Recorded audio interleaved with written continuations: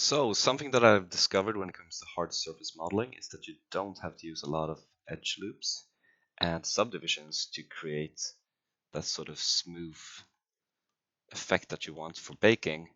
You can instead use something that's called mean crease to get a very, very good result that is not too hard on the ways of working, because you don't have to think about how everything connects through loop cuts all of the time. And as you can see, the result is pretty damn good, and the model itself isn't too complex at all. You can see this especially on these soft areas.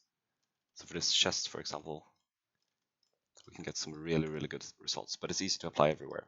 So the way that this is done is that instead of using, let's say, I'm going to subdivide this first 5 times just to show.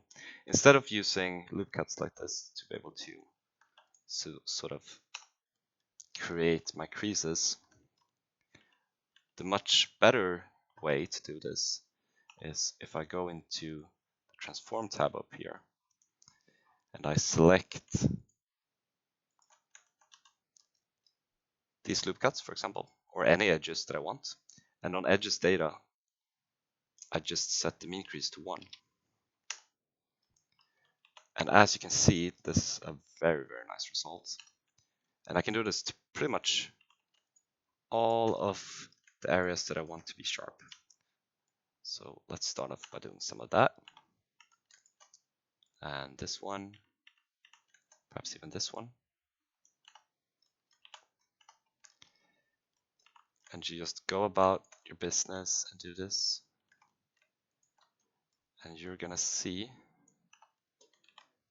that you can get sharpness where you want and you can get softness where you want. You don't have to put this to the max either. I'm just doing it here now to demonstrate.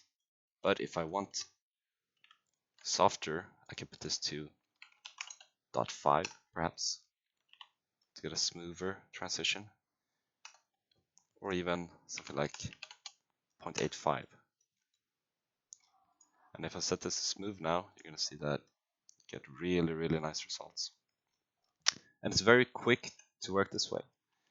And by the end of it, your model should look something like this.